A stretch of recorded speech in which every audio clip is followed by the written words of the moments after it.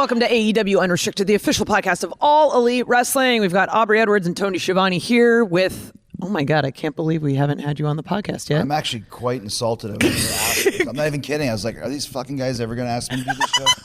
Seriously. Well, you're a podcast legend, so we should have at the beginning, right? We really should have. I think so. Yeah, you know what you're doing with the podcast. AEW legend and, Right. you know, legend in my own mind, Right. all those sorts of things. Yeah. But Very much so. But I'm glad that I finally got the invite. That's true. I mean, it was just like you're too high up here. We got to get everybody You're down waiting here for the first. 3-year anniversary. We were. Speak of the devil, we are You're here. going for the dregs of society first. You know, like we had to just get And when through they weren't everybody. available. Just, oh God, okay, we're Right. done. We need someone who knows what the fuck they're doing. Let's get Chris in here. But anyway, it is the anniversary of Dynamite, 3 years. And of course, we have to have the guy that's been here since the very beginning. You've literally, like, the company, as Tony has said multiple times, the whole company was sort of like built around you at the beginning. Well, I mean, I wouldn't say it was built around me, but I think, you know, especially thinking back 3 years, which is hard to believe 3 years. It's so crazy. I know, right? Which, incidentally, October 2nd, 2019 was my 29th anniversary in the wrestling business. Oh, Tony's calling right now. Of course. So it was a very fateful night in so many different ways. But I think that, I'm just trying to pick the right words here. The company wasn't built around me, but at the risk of sounding egotistical, if there was no Chris Jericho, I don't know if the company would have gotten off the ground as quickly as I did. Yeah. That's a way to put it, As yeah. it did. And because, I say that because I think at the time I was the only national kind of superstar name that was involved. I mean, besides Jim Ross, but Jim Ross isn't on-air talent. He's a commentator. But keep in mind, no one really knew Cody at that point. He'd been gone for years, and the last time we seen him, he was Stardust. I'm going to pull back so I can see you guys' faces. He was Stardust when he left, and as much buzz as Kenny and Matt and Nick Jackson had, they were still mostly just kind of regional guys. You know, they were worldwide stars, but when it comes to national TV in the States, they didn't have any experience for that. Nope. So there really wasn't anybody else, and I think if Chris Jericho wasn't involved, it would have been a lot harder of a sell to TBS or TNT or those types of people that were involved, because you needed that big TV to get off the ground. You needed money, which we had, passion, which we had, television, which is very hard to get, and a roster of stars that no one had really seen before, that were ready to go to the next level. Right. But you needed a guy that kind of could open the door. And, Right. and one last point is I did that with New Japan. Right. When I worked with Kenny at the Tokyo Dome in 2018, there was a lot of people who went to check out New Japan for the first time because of Chris Jericho. That's right. And then once they check it out, they see all these other amazing talents and go, "Wow, we like this company." Yeah. And that was my goal for AEW: was if I'm the bridge to get here, check me out, and then look at all these other guys that we have. And so it was a really big deal to get that television slot on TNT and to debut. I mean, people don't realize how hard that was to get there. Sure. You know, because Yeah. we had spoke about, you know, maybe doing something on Netflix or maybe doing something on a like a Showtime pay-per-view channel, and you can't do that. Like, it wouldn't have worked. We were just.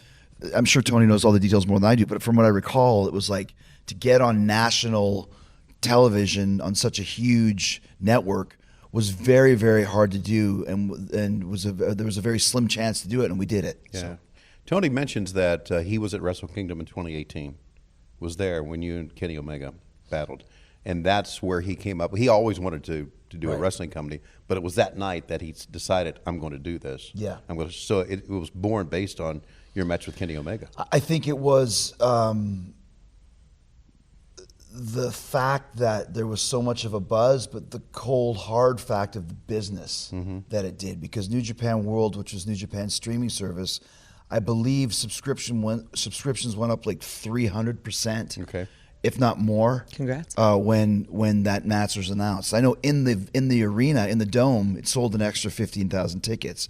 Which out of 50,000 tickets, think about that. I mean, that's 30% of the tickets sold just from that match, which. So I think a combination of the tickets and the business of the streaming is where Tony really thought, like, I can do this. And also, same with Kevin Riley, who was our initial contact at TNT, TBS, who said there is some business that can be done here. Sure. So all of those things, listen, Would the company have happened if I wasn't there? Probably, but I just don't think it would have grown as quickly as it did, or maybe gotten off to such a huge start. Because one last thing I'll say, and this is really getting into business weeds and people might not even care, but for the ones that do, is we started Dynamite as an ad rev share business. And what does that mean?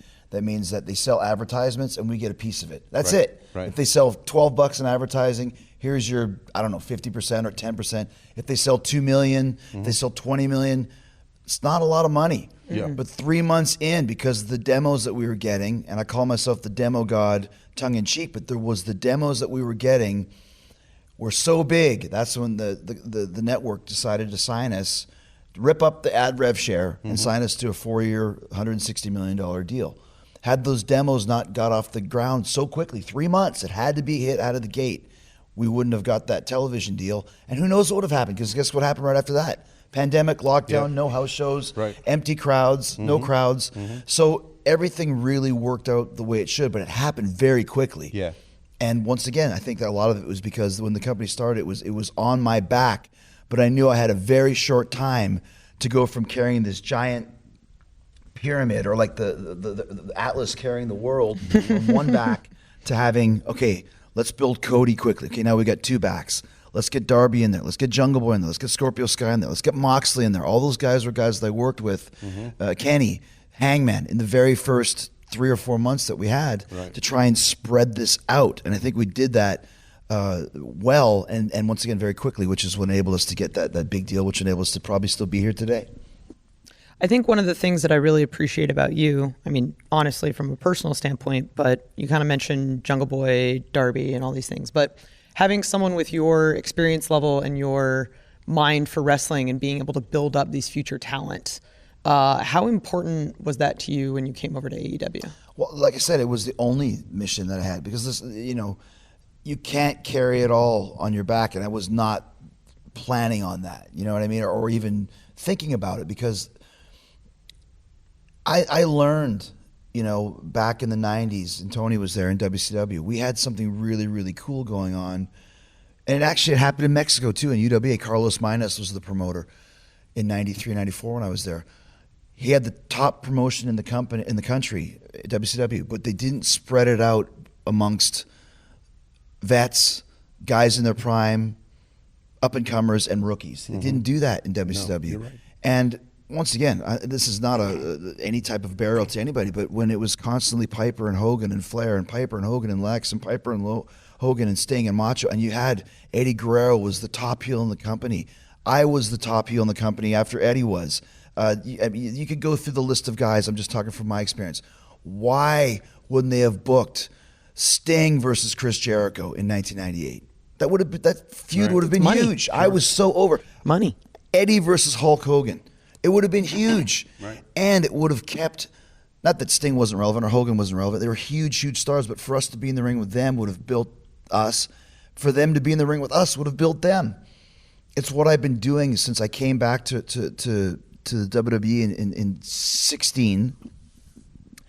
And I said, I don't want to work with Hunter anymore. I don't want to work with Shawn. I don't want to work with Kane or Undertaker. I've done that. I want to work with Kevin Owens and Sami Zayn and Roman Reigns and Seth and all those guys, Claudio, Cesaro at the time.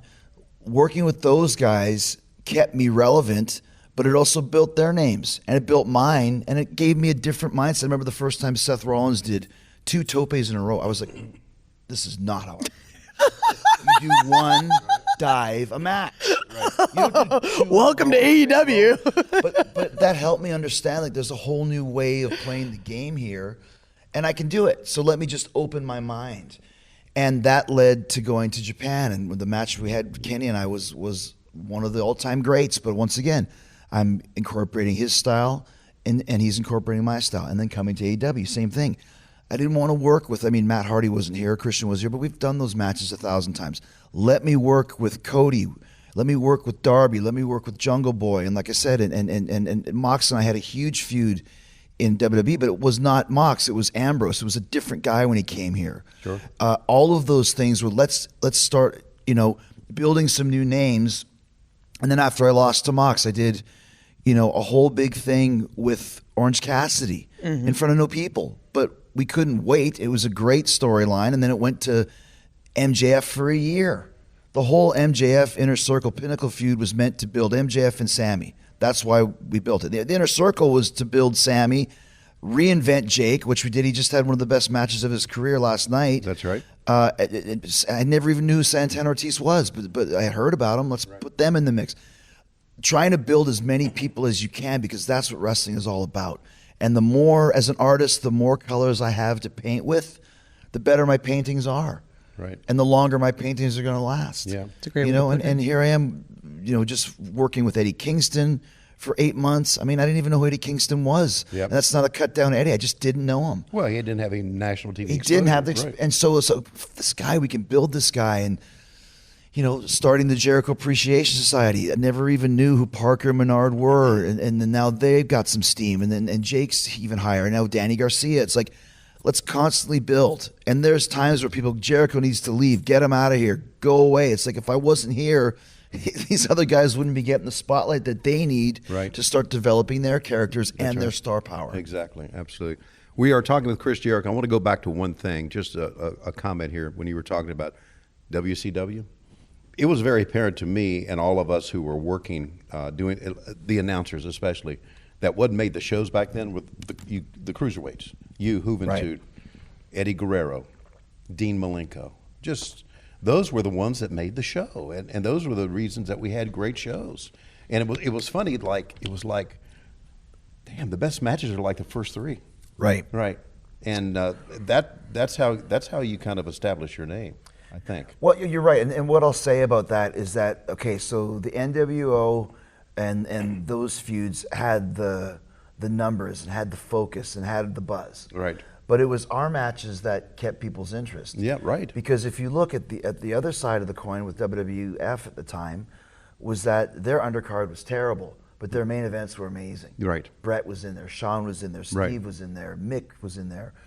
So they had the main events quality match-wise. We had the buzz in our main events, but the main events weren't very good. But what we had that they didn't was the undercard. And the thing was, cruiserweight was almost like being called a leper. There was such a stigma. I was 225 pounds. Mm-hmm. You know, I remember I went to work with Jim Neidhart once, and they wanted to put me over, and Jim's like, but I'm not a cruiserweight. I'm like, dude, I mean, I wasn't as big as the Anvil, but fuck, I mean, I was just as bigger than Shawn Michaels, or just as big as Booker T, or Right. what are we talking about here? Yeah. Get rid of this stupid cruiserweight name. Mm-hmm. I hated that name. Yeah. Just have us wrestle. Right, just have wrestlers. You know what I mean? Right. I mean, fucking Benoit was a tank. I Yeah. mean, everybody, like, okay, Dean and Eddie weren't tall, but Eddie worked like he was 6'8". Oh, yeah. His style was so much stronger than any of those guys. He would have broke, you know, Piper and Hogan in two. Sure. If he wanted to. Yeah, right. And this is not a cut down on Piper and Hogan. I mean, Right. two of the greatest. I loved working with Hulk in 2000s in WWE when he came in. And Roddy's one of the greatest talkers of all time, much better than I ever could be. But I'm just saying, if you're looking at what was going on in the company at the time, it was just so apparent. Like, just shake it up, man. There's so Yeah. many guys here that are just knocking on the door. And so many guys there that just seem to not want to open that door. And I don't even know if that was just manifesting in our minds or whatever, but no one wanted to be there after a while because it was just no fun. I had the feud with Goldberg. That caused a rift with Goldberg for years. He and I are very good friends now, but it was like they wouldn't put me in the ring with Goldberg. I was the most over heel. I could have given Goldberg such a different shade other than just spear jackhammer, Yeah. and they never did the match. And what happened? Nothing. What happened with him? He gets tasered, and I end up working with Bobby Duncombe Jr., and neither one of us get anything out of Yeah, it. right. That was a main event feud. Right. Who cares who wins? Right. Just being in the ring with Goldberg, him teaching me what he wants to do, me teaching me what I wanted to do. It was a money match, and as soon as that match didn't happen, I was like, there's no reason for me to be here anymore. And that's when I knew it's time to get the hell out. Sure. You know, so it was a shame because it was a very cool place, and I learned a lot. Right. But I also learned when it's time to leave a company, and I've stayed with that mindset ever since. Right. Chris leaves WCW, goes on to the WWE, and really jumpstarts a wonderful career. We'll talk more with Chris Jericho when we continue on Unrestricted.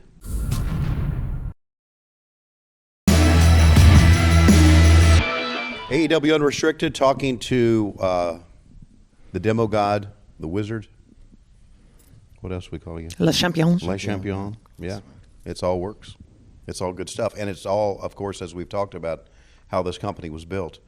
Let me ask you about when you first talked with Tony Khan and you first agreed to come to this company. What was that like, talking to Tony, meeting him? Well, okay, so you had left the business for a long time, but Yes. you've been on the job for years and years and years. And one thing that all of us have heard is a guy. He's got some money. You don't say. He's going to start up. And Yeah. like, I remember heard it when I was 19 years old in Calgary. Yeah. Oh yeah, this guy's going to start up. And you're like, Yeah. oh, right on. Yeah, right. What do you mean? It didn't happen? And then, go.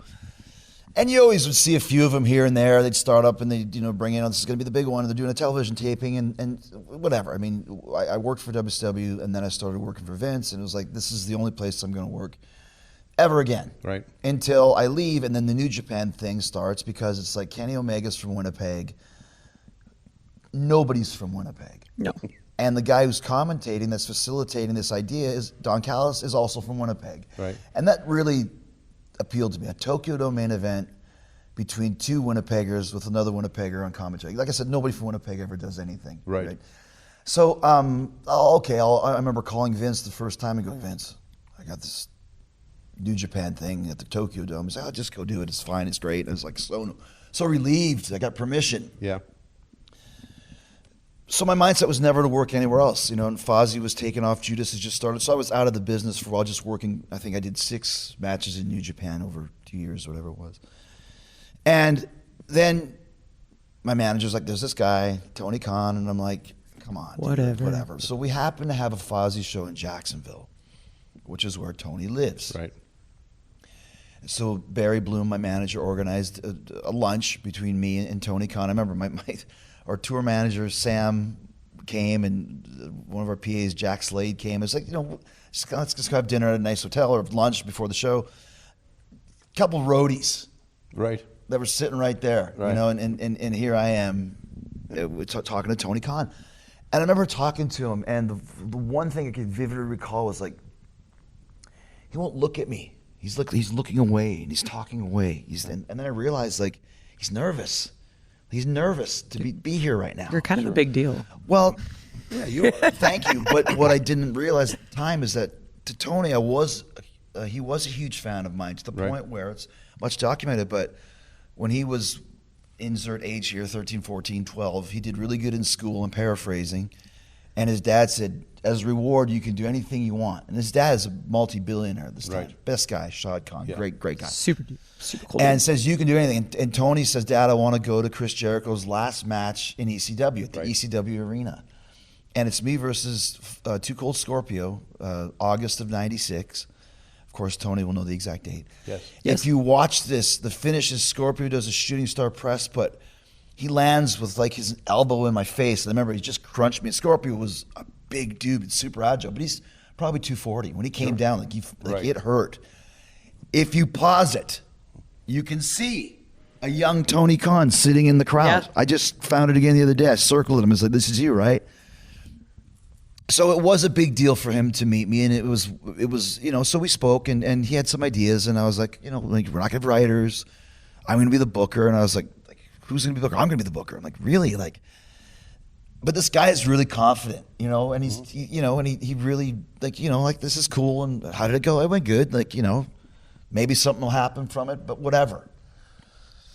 And then when Tony finally started putting pen to paper and coming back with it, he gave me one offer. I said, He gave me another one. I called Vince, and Vince through his intermediaries said, take the deal. And I was like, all right. That's all I need to hear. So I took the deal. I signed it. Next week he calls me back. We're talking about something. He goes, did you sign? I said, yeah. He goes, what? Can you get out of it? I said, no. You said to take it. And I had already been like, I don't like when people don't call me back. Yeah. Like, I'm not freaking the god of wrestling, but give me a fucking call back. Yeah. I've made a lot of money for you. Right. And I was getting we'll call you back at 5. Can you call you back at 8? No. Oh, yeah. And now it doesn't, I am super chill, but when it comes to what I perceive to be disrespect, I will lock the door. And I was like, I'm done. Yeah. Take the deal. Whatever happens, happens, and I'm 1,000%. And then there was a lot of who's recruiting for you guys? Yeah, right. Me. Right. What do you got? I can't tell you any Scoops, WWE people. We're now competitors. Like I'm on the other team. Right. And I'm 1,000% there, Yeah. So that's when it all came to be. And I was like, we are going to freaking either change this business or die trying. Right. Because that was another thing. Like I had I could go back to WWE. And another thing too, as a quick story, Kevin Owens and I had the best story for WrestleMania 16. I loved that feud, by the way. It was one of my favorites. And Vince told me at one point it was going to be me versus Kevin for the world title, main event of WrestleMania. First time I'd ever win the world title as a babyface, and the story warranted it. You deserve it means nothing to me. The story warranted it. And then he changed his mind. That's fine. I'm a big boy. Mine's changed. But then he put the Kevin Jericho match on second. And anybody that knows, a second match in the show is not a great spot to be in. It's just kind of like a match. And I was like, I could be here for the rest of my life in the second match, or I can try and go with Tony and the guys who I'd become friends with because Japan, Kenny and the Bucks and Cody. I became friends with those guys over there. Let's give it a try, man. We could change the course of history. If this works, history will never be the same. Right. And if it doesn't, well, it doesn't. But I will not be second match on the card guy. I've got too much more to offer. And at the time, gosh, I was 46. Here I am. I'm 51, maybe having one of the best years of my career. Yeah. And our company's booming. We made the right decision. But at the time, it was scary. Yeah, it's taking that step. And now, when we have CM Punk and Bryan Danielson, Adam Cole and Samoa Joe and all these guys that came here, it's now the place to be. It's safe to be here now. At first, it was not. It was a risk. Right. And I was willing to take the risk because no one's going to fucking put me in the second match when I know what I can do. And our story was the best one on the show. I don't need to complain about it. Once again, when it's time to leave WCW, I left. Yeah. When it's time to leave WWE, I left. It was time. Right. And I'm glad that I did because we have changed the business and we've got something really special here. Yeah, one thing I think we changed the business with, and you said I don't want to be the second match, but a lot of times the second best match to be in is the opening match. I agree. And you and Kingston were in the opening match at Revolution. Oh, my tore the God. card. It was like, how is anybody else on the card going to follow this one? Well, and I appreciate that. But once again, the other match that we were first with was Forbidden Door. The six-man that we had also with Eddie involved, Suzuki and Wheeler and Sammy and Shota Umino. If you can't be last, be first. Sure. I've always said that because it's the best position to be in. Right. Unless you're on last. If you have a title or whatever it may be, absolutely. Yeah. I'll go last every night. Right. If I can't, I'll go first every night. Sure. And once again, if you're in the second match, it's fine. But just that year being the second match was not right. With Eddie Kingston, that was one of my favorite matches that I've ever had. And we started it off. I was like, we're on first. I want you to just dump me on my head. I remember and it that. was a terrible bump. It was terrible. It really, I was sitting there, we were calling her. I'm like, oh my God, Chris, what are you doing? And it's like, I've only taken one other bump like that in my life, taken from our broadcast colleague Taz back when I was 25 years old. Yeah. And I'll never do it again. And was it scary? Yeah, I was scared, but it was also like, I want to start this show off where something like people go, holy shit, what the fuck just happened? And once we did that, it changed the dynamic of everything. Right. I'm an artist. I'll take the risk. That's what we do. I will never take another bump like that again, but I never thought I'd take a bulb, a fluorescent light bulb over the head from Nick Gage last year. But once again, why did I do it? Because the story warranted it. Sure. That's why we did barbed wire everywhere this year. It's not just a bunch of guys falling in barbed wire because we're marks. It's because the story worked and it really made a difference to do things that way. And that's what I think keeps my longevity or keeps me, where I think I should be, is because I understand that you let the story lead you. You don't lead the story because then it becomes shoehorning. Where is the story taking us? What is the crowd doing? You have to listen to that. And you can't do it if you don't have the experience. And even guys with experience, some can't. I've always been very good at listening to, not the crowd, but like they used to say that Wayne Gretzky could kind of feel where the puck was going, not where it is or not where it's been. Because if you go where the puck is or has been, you're behind the play. He was always ahead of the play. And I've been very good at, once again, the risk of sounding egotistical, at staying ahead of the curve just a little bit. This is going to really work, even if it seems strange, and it 9 times out of 10 it does. And that was one of those nights where it really fit. And the funny thing is, too, just to wrap that up, is that was never the plan. The plan was going to be me and Eddie. He can't win the big one, then he does. And then we maybe become partners. Maybe become a 6-man with Moxley. Yeah. But then I got hurt. I had as much document. I had a pulmonary embolism in December of 21. Had to push back the match. Then Eddie broke his orbital bone. Yep. Had to push back the match. And now we're just trying to figure out stuff to do to keep it hot. Yeah. And he brings up this thing with Santana Ortiz. Maybe Jericho's holding you back. And then it suddenly becomes like, what if those guys stay with Eddie Kingston? And what if we turn on them? And what if I start a whole new thing? And Danny Garcia and Ange and Daddy Magic were involved with Eddie, and they were involved with me. And Danielson wanted to take Danny Garcia away. And I was like, why take away Danny from those two guys? It would suck for those two. Those three should stay together. Why don't those three come with me? And I'll keep Jake because he's the heater. Sammy's already gone. And we got a whole new thing. It's called the Jericho Appreciation Society. That's a terrible name. That sucks. It sucks. Same thing they said when Inner Circle's a terrible name. Just shut up. Yeah. I know it's going to work. so good. Yeah. So that's kind of all those things. You just think ahead of the curve rather than behind it, and you can usually find some magic. Well, you've been involved in things that are memorable in AEW, and one of the reasons is because the tags we give to them, Stadium Stampede, right? Yeah. The Mimosa match, Right. Regardless of what you think about them as a fan, like them or not, you remember them. Right. You're right. You remember those things. Anarchy in the Arena. Yes. Right. Barbed wire everywhere. Those things that have your name on them, and obviously you helped name those, came up with those, and fans remember those things. Well, I mean, look where I came from, right? You know, or even WCW, but it wasn't this like WrestleCade and the Great American Bash. Like, I came from WrestleMania, SummerSlam, Royal Rumble. You know those. That's right. Survivor Series. We've known those since we were kids. Those are the 4 pay-per-views. Money in the Bank. I named that. You know, so like it's funny when I think back to, we talked about the Orange Cassidy feud earlier.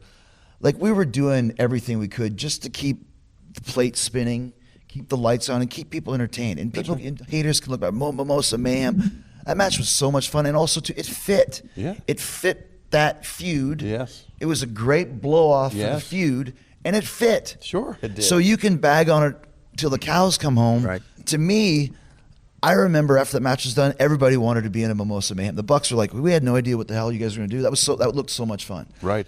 You know, and so it's like everything, once again, let the story lead you. So, and give it a name that you can put a tagline to. You know, Stadium Stampede. I think that might have even been Cody's. But, you know, Anarchy in the Arena. I think Tony originally wanted to make it a Blood and Guts, and Mox was like, it's not a Blood and Guts. It's different. I remember he was thinking gang warfare. And we were thinking, well, that's too maybe cliche, but it's anarchy. Because of Arena Anarchy. And I was like, a Stadium Stampede, Arena Anarchy. How about Anarchy in the Arena? It's a little bit different. And once none of us knew what the hell to expect. And that thing was great. Yes. It was a great match. And it's just completely, absolutely fucking insane. But we didn't know. I remember once again walking into that empty arena in Vegas with the 10 of us. And just like, there's not even chairs set up. There's no ring. You're just like, but what are we going to do? Yeah, Same thing with Stadium Stampede. We walk into an empty, giant stadium. Right. There's no template for this match. That's right. No. What are we going to do? Right. Well, let's put a ring in there, and then all of us can start in the ring, and we'll do a tackle, drop down, leapfrog, just so that people can say there's some wrestling content. That's funny. Now what? Right. I don't know. There's a pool up there. Maybe some guys go to the pool. And Matt Jack's like, I want to jump off that crossbar. The uprights, Okay, well, then some of us walk over here, and there's a bar. Why don't Jake and Hangman have a bar fight? It seems like they'd be bar fighters. Yeah. What else we got? Right. You know, so all of that stuff, and then you just kind of start putting it together. Anarchy in the Arena was the same. Blood and Guts is the same. So that's the beauty of it. Like, there's so much creativity going on, and we've created so many matches, once again, that we had to create. If you want to make a play set of, you know, Blood and Guts, you can. Yeah. Or Mimosa Mayhem, you can, or whatever. And, like, you need that identity to establish your company, establish that your company's different from any other company. Right. Which I think is very important. Once again, we've done that. One of my favorite things about the Anarchy in the Arena match, like day of, so we were all chit-chatting, went on. I'm talking to Dean, and the refs come over and go, okay, what are we doing? And I just go, yeah, we're just going to assign one ref to each heel, follow them around, hope nobody gets hurt. No, and that's the most we can do. Well, and we built it Let around, it happen. like let's pull something out of like the real wild thing, the Major League. They play that song, I think, when he's pitching or something like this. Let's just play the song. Yeah. Like for like 5 minutes and see what happens. If people loved it. And then I'll be the asshole that grabs, like, can we get like a stereo? Like they pulled some stupid, Suspends like, it, makes like a little keyboard stereo with some like glass on it. Like I'll break it. And as soon as I throw it down, cut the music off. Oh, that worked out. And then like Mox's like, what if like Eddie came down with like gas and like went to pour it on you? So like no one's ever going to allow that. We're like, what if they did? And that moment was so iconic. And it worked too because once again, Eddie Kingston loves Puerto Rican wrestling. And or Memphis. Yeah. Someone threw a fireball. So I was like, okay, I'll throw a fireball in your face. Right. And it worked. And then we were at commentary and then like something, you throw a fireball and I was thinking like, who throws like a wizard, like maybe throw like they cast spells and probably throw fireballs. I'm a wizard. And then suddenly read the room. Right. Back in the day, everyone would bring signs. Right. No one can bring signs now. You know why? Because they're too busy doing this. That's right. So there's no signs anymore. So you go on Twitter and everyone's like wizard, memes and GIFs. And I was like, well, that's a thing. Sure. That All I clearly need works. to do is throw a fireball one more time. And we went to Vegas and there was a problem. I had my magician's license. What? Because you need that to throw a fireball in the vicinity of Vegas. That's the most Vegas thing I've ever heard. Yeah. The problem was it didn't come in time, so we had to go outside the boundaries of Vegas to throw that fireball on the stagehand, if you remember that. And I remember it was a problem. I was like, guys, don't tell me why it's not going to work. Because once again, my internal Gretzky stay ahead says we need to throw another fireball today because it's at the peak. We need to do it next week. It's too late. And we figured it out. We made it happen. The kid took the fireball, and now it's a thing. Sure. And I did it one more time with Shota Umino. Yeah. That's it. I don't ever have to throw it again. I can fake it. I can tease it, or maybe I do. But now it's a thing. It's part of the Chris Jericho canon that I can throw fireballs. My dad said, "How do you do that?" I said, "I can throw fireballs, Dad." I'm not gonna tell you how to do it. I fucking watch it. I'll throw a fireball in your face. Yeah. So all that stuff, it counts, and people don't think it counts, but it counts. You know, it makes a difference, and it means something. We are talking with Chris Jericho. We'll continue with AEW Unrestricted.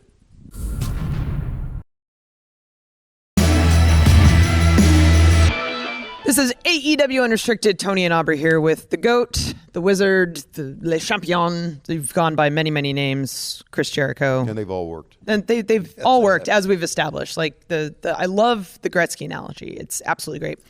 And we've seen a lot of reinvention that you've done over their career. And now you're bringing back, the Lionheart. Occasionally we see the Painmaker return.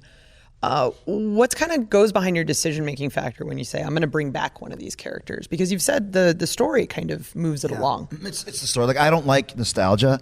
I never did. Like, my biggest influence in the wrestling business is David Bowie. And if you think back to all the characters that Bowie had, from Aladdin Sane to Ziggy Stardust to the Thin White Duke to even his last word before he died, he was Button Eye. And it's just like he always had different characters and always moved ahead. And you'd never see Bowie in 1988 go back to Ziggy Stardust. It was a point in time. I wish Bowie would bring back Ziggy Stardust. I wish Jericho would bring back the list. Or like, no, it's a point in time where it was awesome. That fucking list was so over. So over. Oh my God, just the pen. And that's another reason why if I go back to WWE, they're going to want me to do lists. I don't feel it anymore. It's now just, it's like DX crotch chopping. It just doesn't work anymore. So you have to, like you just said, the story goes where it goes. And Painmaker is something I really liked because I did it in Japan, because the first match I had with Kenny, the match was great, but the look didn't fit. It was list Jericho. And I was like, Japan's different. And I feel more like Bruiser Brody there because I'm not. You're a bigger guy. 6 foot. I gain weight because I know Japanese people respect blockiness. Mm-hmm. And if I'm going to headline the Tokyo Dome, which I did 3 years in a row, I want to adapt to different characters. Robert De Niro, Raging Bull, right? And I just didn't feel like a list guy and a light up jacket guy. I feel like a killer. Like what would a serial killer look like if he was a wrestler? What would that be? And I don't know. I don't know why. It just was like maybe a little Alice Cooper, maybe a little Clockwork Orange, maybe a little just fucking like, I don't know, like some shitty makeup here and some shitty makeup there where it kind of trails off. I remember when I brought it here, I think it was one of our makeup girls was like, do you want me to do that? Like, I know I don't want it professionally. It's some fucking lunatic who's just like painting Right. Like it puts the lotion in the basket. Remember? Yes. Right? Silence of the Lambs. So Yeah. like, maybe there's a hat and there's a Jack the Ripper and there's a jacket with spikes and I don't know.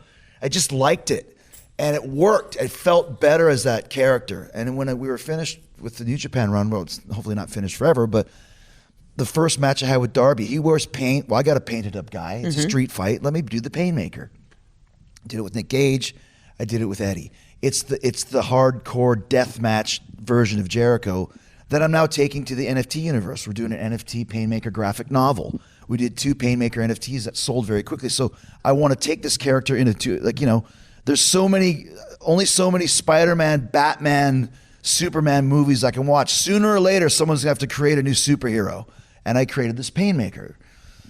So that's the guy I like to bring back for these crazy death matches, whatever.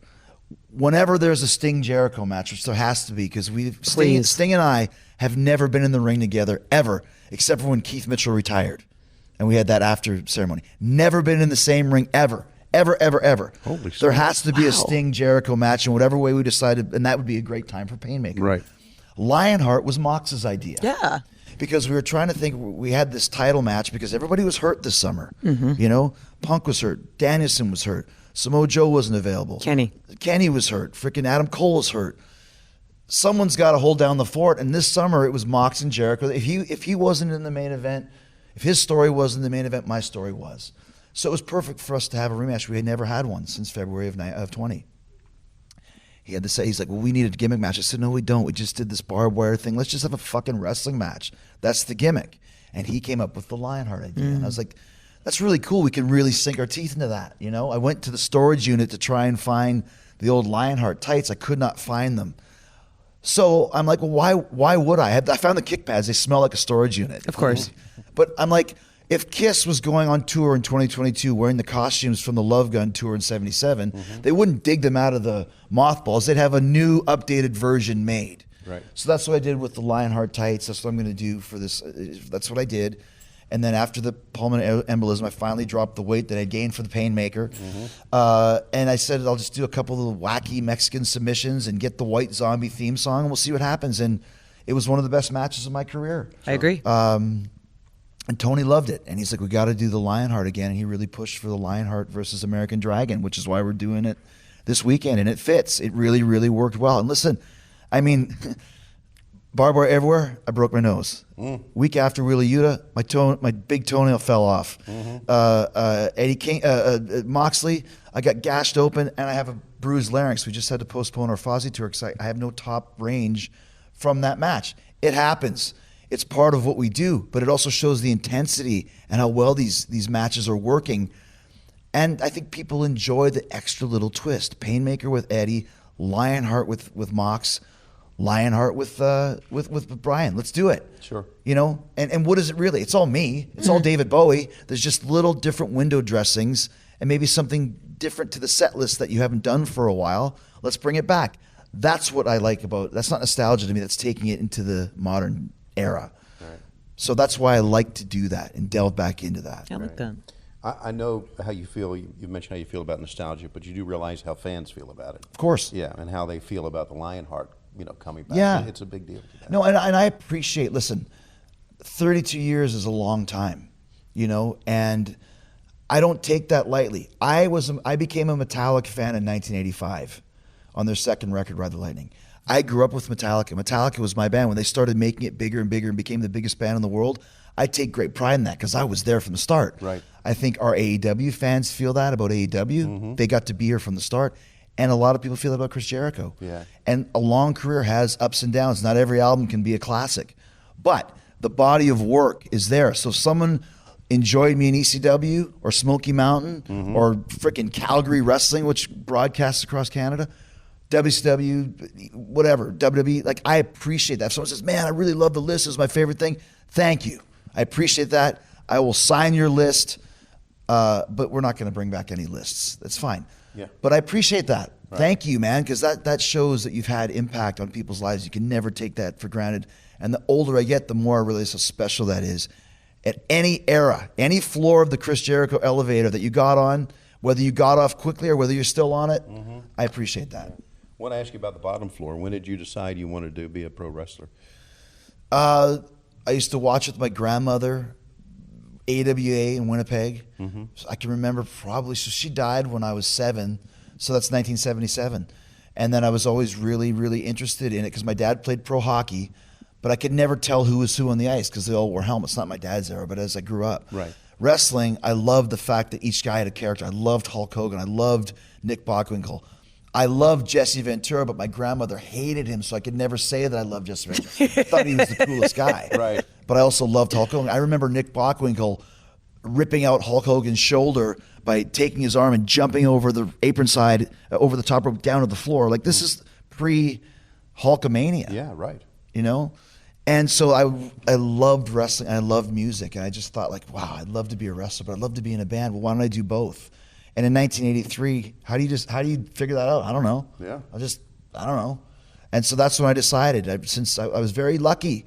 I mean, my kids don't know what they want to do at 13, and very few do. Because I want to be an astronaut, or I want to be Indiana Jones, or I want to be a Secret Service agent. That comes and goes. But wrestling and music is what I wanted to do since I was a little kid. And I was lucky. I watched Stampede Wrestling out of Calgary, and they had an address. If you want to be a wrestler, come to the Hart Brothers Pro Wrestling Camp, and here's the address you write to. Self-addressed stamped envelope, which was a thing back in the 80s. Oh. I did that. I sent it in, and you had to be 18. I graduated from high school at 17. I met Jesse Ventura on a street corner in Winnipeg because he was playing a celebrity hockey game with my dad. I later on got to hang out with him for an hour after the show, and he said, if you want to make it in wrestling, have a backup plan. So I went and got my journalism degree because I was only 17. I graduated at 19 and went straight to wrestling school. Wow. So that's it in a nutshell. Damn. I didn't know you had a journalism degree. I do. That's wild. Yeah. I was actually on the honor roll. I was a C student in high school and on the honor roll in college because I cared. Yeah. I wanted to do it. It's one of those things, like, if you're actually given something that you give a shit about. That's right. Yeah, maybe actually people will be good at it. That's right, exactly. Go figure. Give your all to it, yeah. So I have a lot of, we obviously work together a lot. Yeah. And I have a lot of matches that I consider favorites at Dynamite, and you're in a lot of those. But I'm curious, what are your favorite matches you've had over the last 3 years? I know you mentioned Eddie at Revolution. There's so many of them, man, because I go through, like, the first Mox match that I had was great, but the second one I had was an all-timer. Oh, yeah. The first Eddie Kingston was an all-timer. The Forbidden Door one is so funny because we walked in there into the room, and I never had a match with Shota, I never matched with for whatever reason, we put that thing together so quickly. And I remember I was just on a roll, like boom, boom, boom, boom, boom. And at Suzuki, like, there's very few guys that have been in the business long. Maybe Suzuki's one of them. So I have to deter to what he wants to do. Yeah. That's how it works. Sure. He's the veteran. He's the veteran, That's right. and he knows his style better than he does. What do you think of this Suzuki sign? Dude, that match was so fucking great, and followed right after Anarchy in the Arena, which went right into Blood and Guts, which went right into. I mean, the match I had with Wheeler Yuta was a great one, but the Orange Cassidy first match we had was really good. There's been so many of them, but if I had to pick one, it would have to be Eddie Kingston this year or Moxley this year. Those are the first. Both Stadium Stampedes were awesome. Oh, yeah. But I'd go with the Mox or the Eddie. Yeah, the Eddie match is my favorite. Yeah, There's no thank question. you. Yeah, Thank you. It was absolutely tremendous. Eddie Kingston, Eddie Kingston reminds me of Randy Orton, and I'll tell you the reason why. Polar opposites in image and gimmick, but neither one of them quite realize just how good they are. They kind of think it's funny to kind of downplay themselves, but they're both so good, and Eddie doesn't quite get it yet, and when he does, He's going to be great. he's going to be a world champion. Yeah. Not that he doesn't now, but he still has an inner demon. I think those are going away because he realizes just how good he is. Yeah. Very well said. But I saw it from the start. So yeah, I'm a big fan of Eddie Kingston. Yeah. How do you juggle singing in a rock band, being the lead singer of a rock band, and a wrestling career? That's got to be tough. On top of that, you also have a cruise, you have these NFTs, you have all these other projects you're doing. You're a machine. Well, once again, going back to when I was a kid saying I want to be a wrestler and I want to be in a rock and roll band. Never rock star, I just wanted to be in a fucking band. And everyone's saying, you'll never do that. And I was like, why do people care what I want to do? If I want to do it, I'm going to do it. That's right. I went and did it, and then once you have success, then you become unstoppable. podcasting show, I'll do it. Write a book, I'll do it. NFTs, let's try it. This is weird for me because 32 years in wrestling, 22 years with Fozzy, I've never been injured where I couldn't sing. It's scary. It's not permanent, and it just takes time to heal. They said, we don't want you to talk at all. I can't not talk. It's part of my job. Kind of your thing. But I don't know how long we're going to be out from this. Hopefully it's only a couple more weeks. But that's been hard. But other than that, AEW's been a godsend because we only wrestle once a week, pretty much. Absolutely. And once in a while there's a Friday and a pay-per-view. But for example, when we tour the States now, we do 5 days on, 2 days off, and those 2 days are Tuesday, Wednesday. So I can come work Dynamite if there's something big. Or if I need to go home for a couple of days, then we'll just... The beauty of being here is I have pretty much creative freedom to write the stories that we're telling or work in tandem with whoever I'm feuding with. Right. You know, like when the tour was going to start next week, we have a great story as to why I won't be at one of the shows. We'll stick with it because it's a great story. But once again, this company's been a godsend. If AEW didn't exist, I would not be wrestling full time. There's no way. Especially after the pandemic, because I wouldn't have gone to Japan with the 2 week. I might not even be wrestling anymore. Yeah. And yet here I am having one of the best years of my career ever, you know, because of AEW. So my loyalties have shifted to here 1,000% because it really reignited my passion for wrestling and it extended my career when I don't know if I would have wanted to extend it. And now it's like, I don't want to stop and there's no reason to. Sooner or later, I'll explode into a puff of dust. Until that happens, as long as I can still have... The last match I had was the Moxley match. It might be my best match I've ever had. Right. It was 3 weeks ago. Sure. Who would have guessed that? That's right. A lot of it's physical, but most of it's mental. And Right. if you want to be here and you're excited and you're passionate, you have a fire, it just makes such a difference. And it's made a difference for me. I'm curious, and I know that you're not going away anytime soon. You're in your prime again. Jeez, yeah. Right? How many more primes do you have, man? What do you want to do? What's there left to do for you? Well, the answer is nothing. And there's been nothing left to do for years. But what I love to do is tell stories. I love building our company, right? So that's what's left to do is just continue basically doing what I'm doing. I mean, and it's not just in the ring, it's outside of the ring. It's like, I just had a conversation yesterday with somebody where they finally, I've been working on this guy for 3 years now, and a lot of guys didn't understand what it takes to be a top guy.